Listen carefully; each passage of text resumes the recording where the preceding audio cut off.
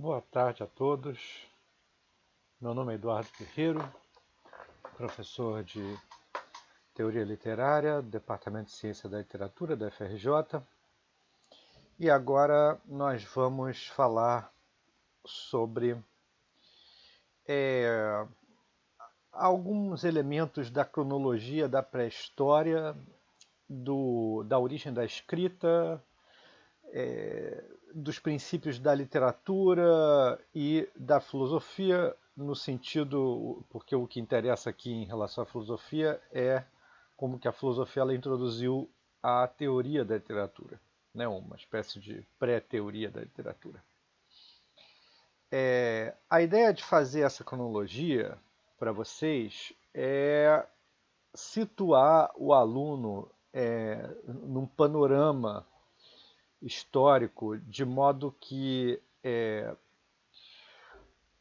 as datas, né, elas fiquem mais claras e o aluno ele situe em cada momento da história o que exatamente acontece, né? Porque uma coisa que, na minha experiência de professor, frequentemente acontece é que o aluno ele não situa direito quando a gente fala alguma coisa num determinado período da história, entendeu? O aluno assim não tem muita ideia do que significa século XV, o que significa século XII, o que significa século IV, ou o que significa século IV antes de Cristo, entendeu? O que aconteceu? Essas coisas parecem não ficar muito claras.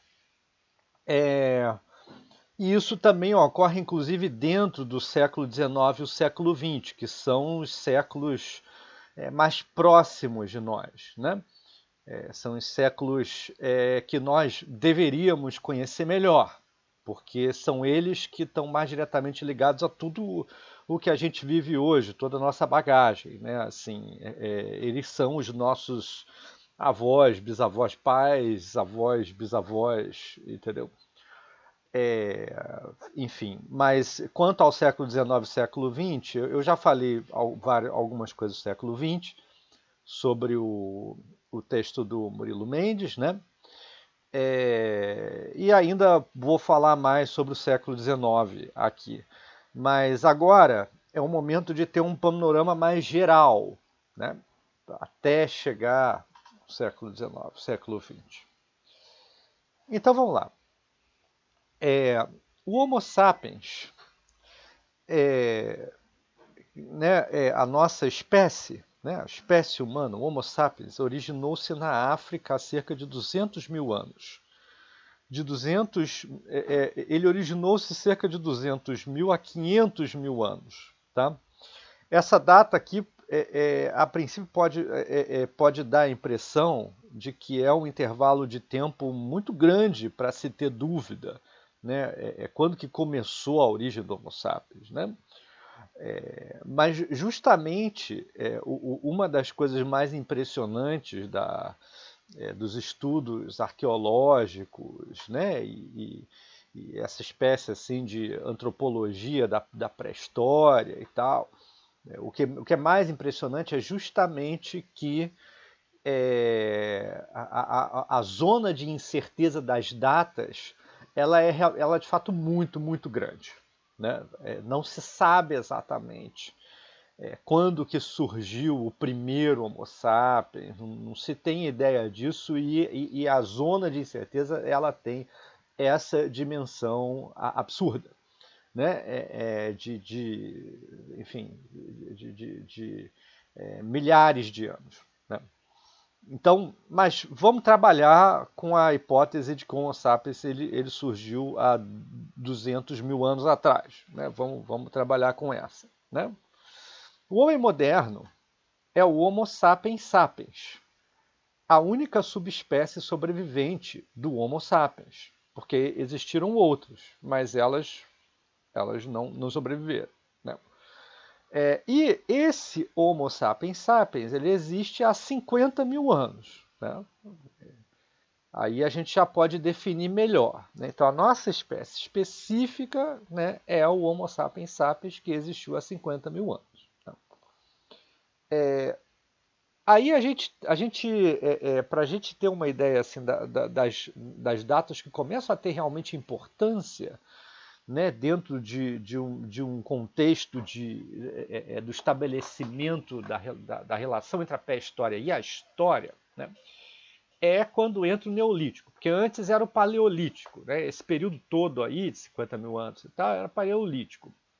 Quando entra o Neolítico, entra o período da Pedra Polida e é o período histórico que vai aproximadamente do 10º milênio antes de Cristo, tá, com o início da sedentarização, e o surgimento da 10º milênio, 10.000 antes de Cristo, tá? Para ficar bem claro aqui para vocês. Tá? Com o início da sedentarização e o surgimento da agricultura no 3º milênio antes de Cristo. Tá? Então o Neolítico ele se situa entre 10.000 a.C. e 3.000 a.C., dando lugar à Idade dos Metais. Né? Não se aplica à pré-história europeia nem a americana, incluindo a do Brasil, porque esse tipo de estabelecimento aí fica naquela região entre a África e o Mediterrâneo, né, que foi aonde apareceu as primeiras grandes civilizações e as provas, né, das primeiras ocorrências do, do Neolítico e de determinadas construções e etc. e tal. Bem, aí eu resolvi introduzir aqui mais um dado, que é um dado bem recente, né, que é a descoberta desse local, tá? No sudeste da Turquia, Göbekli Tepe. Tá? Göbekli Tepe é monte com barriga ou monte com umbigo em turco. Né? É o topo de uma colina onde foi encontrado um santuário, no ponto mais alto de um encadeamento montanhoso que forma a porção mais a sudeste dos Montes Tauro, a aproximadamente 15 quilômetros no nordeste de Şanlıurfa, no sudeste da Turquia. O nome Tel, tipo de sítio arqueológico, possui 15 metros de altura por 300 de diâmetro. O sítio arqueológico, que está sendo escavado por arqueólogos alemães e turcos, foi construído pelos caçadores-coletores no 10º milênio antes de Cristo, né? Quer dizer, lá na ponta do início do Neolítico, né? Antes do advento do sedentarismo. Junto com o sítio de Nevali Sori, revolucionou o conhecimento do Neolítico e as teorias sobre o início da civilização. Então, assim, tem um documentário sobre isso, vocês vão encontrar, se eu não me engano, no Netflix. Se não for no Netflix, vocês vão encontrar no YouTube, History Channel sobre isso, entendeu? Documentário de History Channel sobre isso. Vocês vão encontrar. E é bem interessante assistir. E eu coloquei aqui porque é a última grande descoberta. E assim, o tipo de sítio arqueológico que eles encontraram tem um nível de desenvolvimento, né, que você só encontra no século. Normalmente você só encontrava em 3.000 a.C., não em 10.000 a.C., entendeu? Então a descoberta foi muito impressionante. E isso significa, né, no final das contas, e que, em outras palavras, depois de Göbekli Tepe,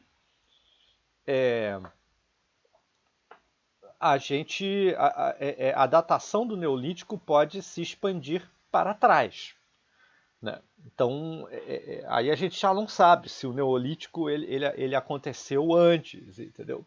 Bem, mas é mais ou menos essa a questão, né? Quer dizer, essa ciência arqueológica, ela não para, tem sempre dados novos e muitas coisas estão tendo que ser reformuladas. Né?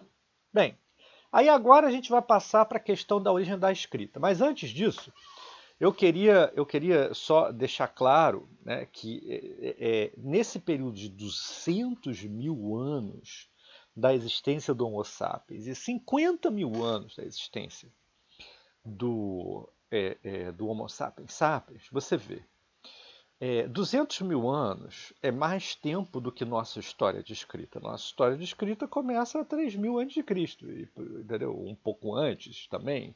Eu vou mostrar aqui abaixo, né? Mais adiante, mas é muito pouco tempo. A nossa história, que a gente está acostumado, que a gente estuda e tal, né? Que é baseada sempre, a maior parte das vezes, em documentos escritos, se não forem escritos, em cerâmicas, enfim, em monumentos, né? Monumentos funerários, que são muito comuns no Egito, e etc e tal, mas assim, é, a humanidade ela durou muito mais do que isso, né? E a maior parte dessa história, que a gente chama de pré-história, né? Só que é história também, no final das contas, entendeu? A maior parte dessa história não foi feita com provas de documentos escritos. É claro que tem, você encontra também pinturas rupestres, né? Você encontra uma ou outra escultura, você encontra esse tipo de coisa, e pedra polida, essas coisas todas você encontra, né? Mas, assim, você tem muito pouco documento para entender como era a cabeça do homem primitivo. Então, assim, você pensar o que é o homem primitivo 50 mil anos atrás, ou no caso do Homo sapiens sapiens, ou mais ainda no caso do Homo sapiens, mesmo assim, né, as diversas espécies do Homo sapiens, você pensar isso é sempre uma matéria de grande especulação. Tá? Isso levanta sempre muita especulação e muita incerteza. Né? Pouca coisa você pode ter certeza e muita coisa você vai ficar nadando, vai ficar navegando no meio de conjecturas. Né? Mas o que é mais importante a gente pensar é o seguinte, é que durante esse tempo todo, esse tempo que a gente não sabe o que aconteceu direito, uma coisa é certa. Né? O que a gente pode dizer que é certo? É que o homem desenvolveu a linguagem oral nesse período. Né? E isso é o mais importante de tudo. Né? Nesses 50 mil anos aí, desses 40 mil anos até chegar ao Neolítico, tá? O homem ele desenvolveu é, a linguagem oral tal como a gente conhece. E isso aconteceu de geração em geração de uma maneira muito lenta, né? Assim, desde diferenciações mínimas entre gritos, entendeu? Seja o grito e o grito ó, entendeu? E ó, diferenciar o a do ó, né? Até diferenças assim de entoação, entendeu? Se gritar muito forte, você falar fraco, entendeu? E toda essa capacidade que a gente tem de falar um fonema atrás do outro de maneira muito rápida, isso a gente só pode ter essa habilidade, essa destreza, né, de falar rápido uma língua, basicamente porque esses homens eles ficaram falando de uma maneira bem mais lenta e ficaram produzindo novos sons, e os novos sons foram passados de geração em geração, de 3 ou 4 gerações, e invenções de palavras, entendeu? Assim, uma sintaxe muito elementar para uma sintaxe um pouco mais elaborada, e por aí vai. Né? Então, assim, esse período do Paleolítico, né? Esse é um período que a sedimentação da cultura humana foi produzida. Né? Bem, então agora vamos entrar na origem da escrita.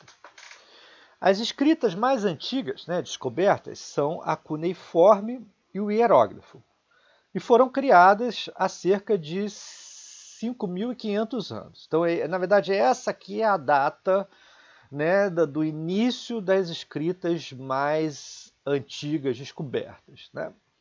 As primeiras inscrições egípcias datam de 3200 a.C. A proto-escrita mais antiga encontrada na China data do 7º milênio a.C., né? Então 7000 a.C., né? Então você vê que assim, a mais antiga é essa aqui, mas as escritas estabelecidas, né, assim, que a gente conhece e que tem mais dados, assim, né, foram produzidas nesse período aqui. E a primeira grande civilização com mais documentação que a gente tem, né, em relação às outras, ela começou a produzir nesse período aqui. Né? Basicamente isso. Os egípcios desenvolveram o papiro, que vem da planta, por volta de 2500 a.C. Tá? Isso aqui também é importante, porque aqui a gente está falando em tipos de escrita. Né? Esses dois aqui não é o nosso. Né? Importante destacar isso também. O nosso é a escrita alfabética, que foi desenvolvida dos fenícios, basicamente, e passada para os gregos. Né? Então, esses aqui são os mais antigos. O hieróglifo é dos egípcios. Né? Então, cuneiforme, se eu não me engano, é dos babilônios, né? Daquela região da Mesopotâmia. Então, esses são os tipos de escrita mais antigos, porque os tipos de escrita são muito variados. Não pense que é só a escrita alfabética que existe. Essa é apenas o que a gente pode chamar, né, de a mais envolvida, pelo menos nos aspectos principais, assim, de termos de economia, né, de sinais e eficiência, de representação do som em relação ao que é escrito. Né? Mas aqui eu já estou colocando uma outra coisa que é o suporte, é a criação do suporte. Né? Não só assim a escrita em pedra, como acontecia com os egípcios, né? Nesses grandes monumentos funerários, né? E tal, pirâmides, etc. E tal. Mas pensando aqui em termos assim, o que seria o primeiro tipo de papel, né? Assim, né? Que apareceu nas primeiras civilizações, né, do Mediterrâneo. E aí eu coloquei isso aqui para vocês terem uma noção disso. Né? Os egípcios desenvolveram o papiro, que vem de planta, por volta de 2500 a.C. Então você vê que vem depois das primeiras inscrições egípcias aqui, que essas aqui a gente geralmente se descobre em pedra, né? que é o material que dura mais tempo, 3.200. Então, assim, as provas de existência do papiro datam de 2500 a.C. O pergaminho, que é diferente, já é um outro tipo de suporte, vem de pele de animal, cabra, carneiro, ovelha, e começa a ser produzido no século II a.C. Você vê que é bem depois, já está assim, né, no período romano, né? Período assim, né, grego e romano. Então já está bem mais próximo do que a gente pode perceber. E o códex, que é um tipo de livro mesmo, assim, com 2 páginas, né, tal como, porque esses outros, o papiro e pergaminho, são aquelas, né, aquelas tiras assim longas, né, que você enrola, né? O códex não, já é uma coisa mais parecida com o que a gente entende por livro. Né? Se inicia em torno de 300 depois de Cristo. Você vê que é inclusive depois de Cristo que isso aparece. Né? Então é interessante. Isso aqui é a tecnologia do suporte. Tá? Da materialidade do suporte. E é muito importante a gente entender isso, para você ver como que, mesmo que a escrita tenha surgido inicialmente em tempos bem anteriores, né, esses tipos de suporte mais práticos, eles só apareceram bem depois. E por isso que a escrita ela se desenvolveu de fato muito depois. Tá? Eu vou mostrar para vocês como que no século VI né, que apareceu entre o século oitavo anticristo e o século sexto, quinto, né, é que foi o período do aparecimento das grandes obras que formaram o Ocidente, né? Assim, formaram esse mundo greco-romano, né? Consequentemente são as obras que a gente mais que mais nos influenciaram diretamente, né? Da Europa para as colônias, né? Isso em termos de escrita, né? Dessa história da escrita, né? Então, basicamente, quando eu estou me referindo a esse século IX a.C., até século VII, VIII, IX a.C., até o século VI e V, né? É basicamente aí que surgiram Homero, Hesíodo, né? Os poetas líricos gregos e as provas mais antigas do Velho Testamento. Tá? Enfim, então a gente vai ver isso depois. Mas isso já é, digamos assim, as obras. Aí a gente não está pensando nem no modo de escrita, nem no suporte. Aí a gente já vai começar a ver as obras. Tá? Mas vamos lá. O Códex inicia em 300 depois de Cristo e a imprensa de Gutenberg, ela começa em 1436 e se espalha pela Europa ao longo do século XV e vai mesmo se estabelecer no século XVI. Porque uma coisa é a invenção do aparelho, né, da máquina de imprensa, e outra coisa é ela virar uma. Né, ela influir na produção geral, né, do mundo europeu. Né? Então, você vê que já é um período muito mais próximo de nós. Né? Já é século XV. Tá? Já estamos no período mercantilista, esse tipo de coisa. Né? E só no século XVI é que se estabelece de maneira mais clara, né, a impressão de livros. Tá? Como normalmente a gente conhece os livros. Tá? Aí você tem a cronologia das obras, que é o que eu estava falando. Agora a gente já pode ver uma cronologia que eu encontrei. Eu fiz pesquisa de várias cronologias, né? E eu encontrei essa daqui, que seria a melhor. Ela está em inglês, mas não tem muito problema. Ela é a melhor para lidar com as obras mais antigas, né? As descobertas mais antigas, lá no passado. Né? Então você vê, a gente tinha visto que no terceiro milênio, né, apareceu as primeiras inscrições egípcias. Né? A gente tinha visto isso. E aí, é o que está dizendo aqui, ó. Esse terceiro milênio, né, para ser bem claro, século 30 a.C., 3000 a.C., apareceram os primeiros hinos, né, códices, instruções e lamentos. Né? Isso na escrita sumeriana, né, que é uma escrita importante assim nesse desenvolvimento da escrita mediterrânea, né, essa região do Mediterrâneo. Aí você também tem um pouco mais à frente, né, mas ainda no terceiro milênio, pirâmides e textos funerários, né, egípcios. Já no segundo, né, no século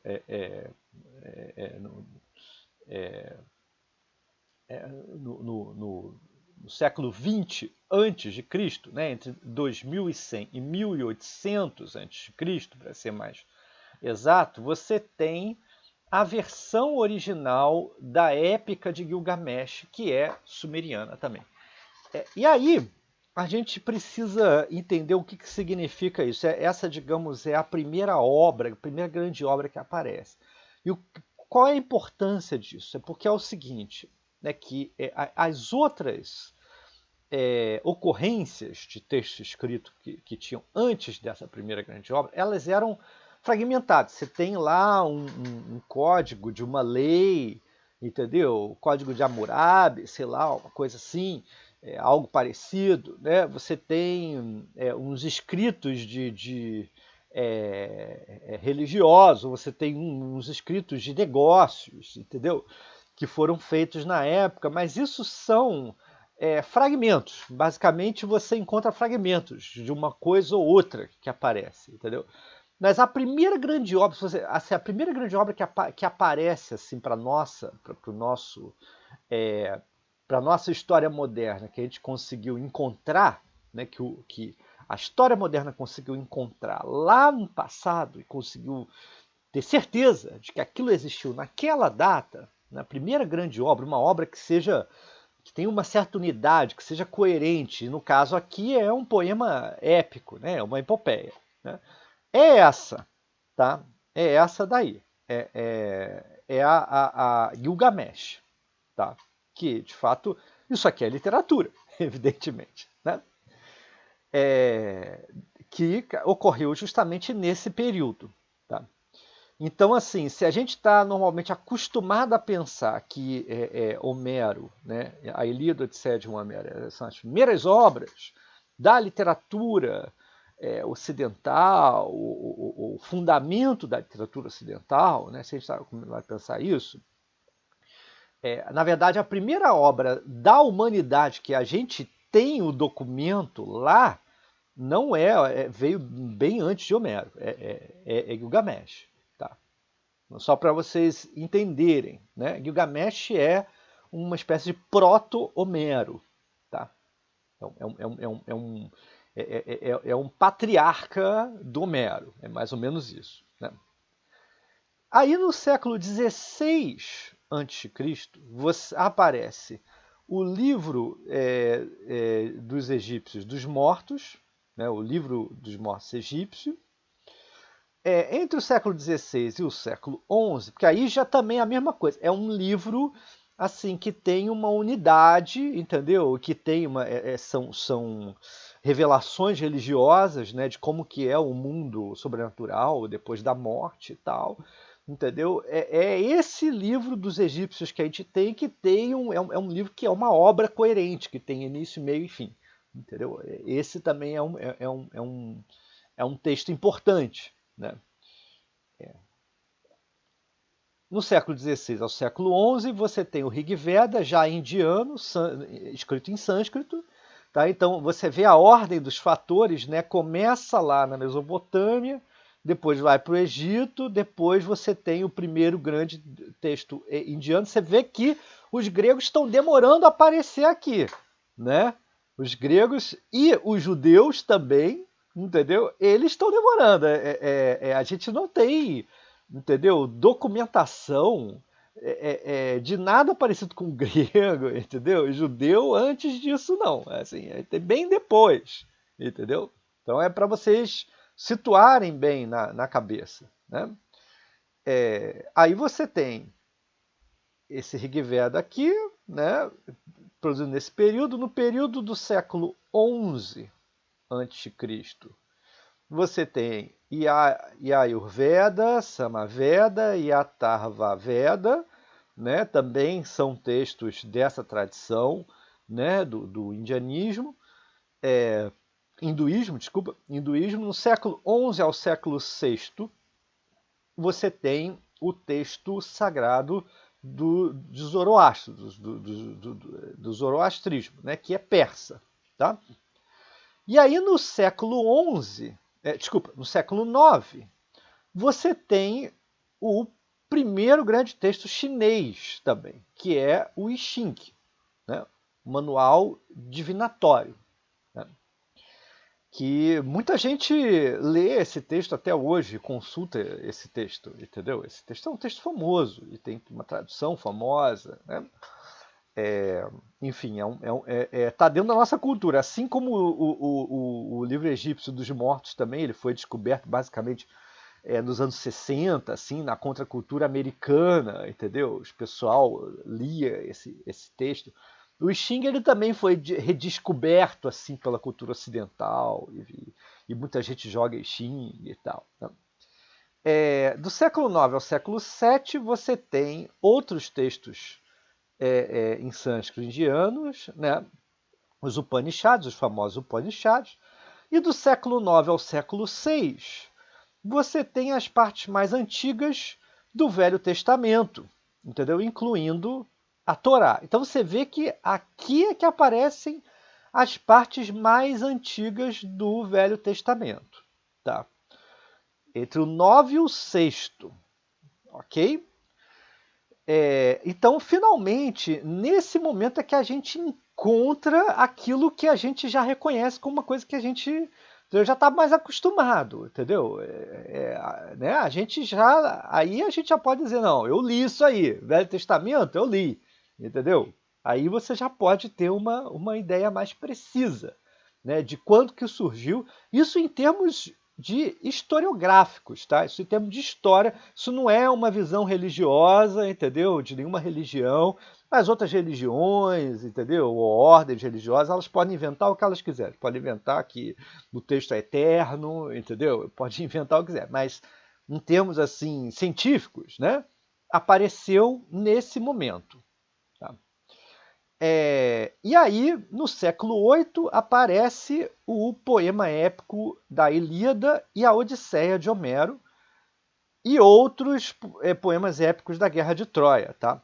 Então, uma coisa também que é importante pegar aqui é o seguinte, é que a Ilíada e Homero, elas assim, a prova que você tem da existência delas apareceu antes da prova que você tem, assim, da Torá, tal como a gente conhece, completa, entendeu? Dos primeiros livros do Pentateuco do Velho Testamento. Isso veio depois, tá? Da Ilíada e Odisseia. A Ilíada e Odisseia, assim, enquanto aparecimento historiográfico daquele documento, né, em provas, né? Não estou dizendo, também é importante deixar claro isso aqui, eu não estou dizendo que encontraram o texto da Ilíada e da Odisseia nesse período. Eles não encontraram o texto da Odisseia nesse período. Não tem um documento desse período com o texto da Odisseia. Não, eles não encontraram. A coisa é mais complexa. Né? Os textos mais antigos da Ilíada e da Odisseia que tem documentado, você tem depois.